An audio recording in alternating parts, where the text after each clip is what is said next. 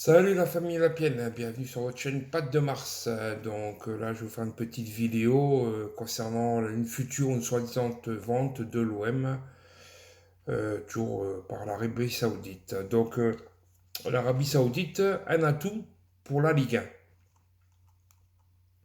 1. Malgré les démentis de Franck McCourt, l'hypothèse d'une future vente au OM persiste et devrait avoir plusieurs effets sur la Ligue 1.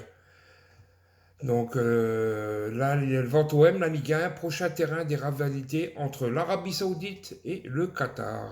Ça, toujours pareil, pour rivaliser le QSG. Plus d'une décennie après l'acquisition du PSG, le retour sur investissement reste considérable pour le Qatar.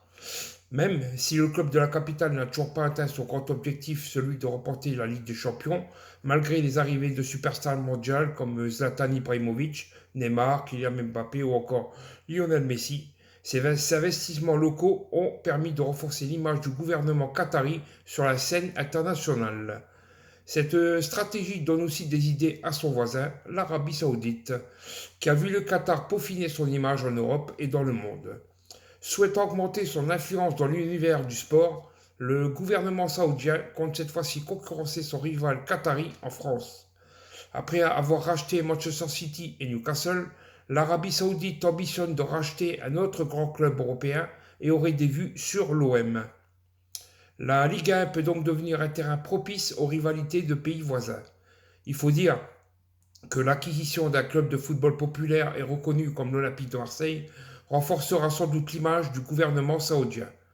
Principal instigateur de la vente OM, grâce notamment à son enquête approfondie sur le sujet, Thibaut Vézirian est persuadé que le rachat du club phocéen impliquant des dirigeants saoudiens se fera tôt ou tard.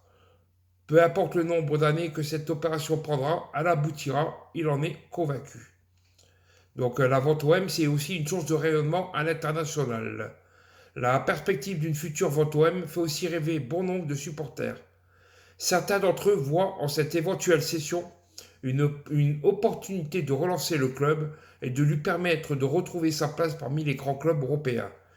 Ils espèrent ainsi que ces investisseurs saoudiens, connus pour leur capacité à injecter des sommes importantes dans les clubs qu'ils acquièrent, pourront renforcer l'équipe avec l'arrivée de joueurs de classe mondiale. L'idée de voir Zinedine Zidane prendre les rênes du banc de touche phocéen dans ce cas de figure est même évoquée. La perspective de voir l'OM racheté par les milliards de l'Arabie saoudite est donc loin d'être farfelue, car cela peut être considéré comme une vitrine pour promouvoir le pays, attirer l'attention des médias et augmenter son influence dans le monde du sport. Une telle acquisition aura aussi bénéfique pour la Ligue de football professionnel LFP et son fonds d'investissement CVC. Alors la vente OM, quels sont les effets potentiels sur la Ligue 1? Une acquisition de l'OM par l'Arabie Saoudite augmentera la compétitivité globale de la Ligue 1. Si le club phocéen dispose de ressources financières importantes, il aura la capacité de rivaliser avec son rival parisien qui se dirige vers un 11e titre de champion de France. Cela pourrait conduire à une intensification de la concurrence entre les équipes, améliorer le niveau de jeu et rendre le championnat français plus attractif pour les spectateurs et les diffuseurs. La vente de l'OM pourrait aussi conduire à une augmentation des diffusions télévisées et des partenariats commerciaux, ce qui aurait un impact considérable sur les revenus de la Ligue et du CVC. Le fonds britannique qui investit 1,5 milliard d'euros dans le championnat français compte réaliser des profits de 1,8 milliard par an d'ici 2028.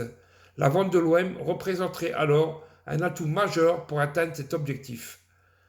Tant d'arguments qui peuvent donc pousser la Ligue à exercer une pression souterraine sur Franck McCourt pour qu'il cède son club à des investisseurs plus fortunés.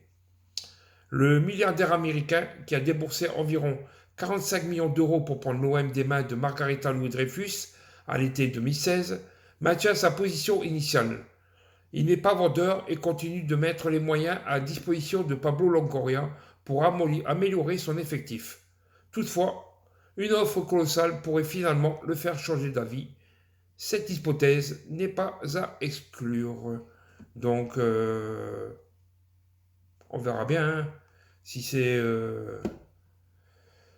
si tout ce qui est dit est à peu près véritable, bah, ça serait véritable parce que ça serait plus bénéfique que pour notre club. Mais pour l'image de marque aussi pour de l'Olympique de Marseille. Mais maintenant, à savoir, est-ce que Franck McCourt voudra réellement vendre le club? Ça, il n'y a que l'avenir qui pourra nous le dire. Donc, si la vidéo bah, vous a plu, n'oubliez pas d'y mettre le pouce, de vous abonner à ma chaîne Patte de Mars et d'activer la cloche pour suivre mes prochaines vidéos. Et si vous voulez me laisser un petit commentaire, je me ferai un plaisir de vous y répondre. Allez, la famille Appienne, Forza OM.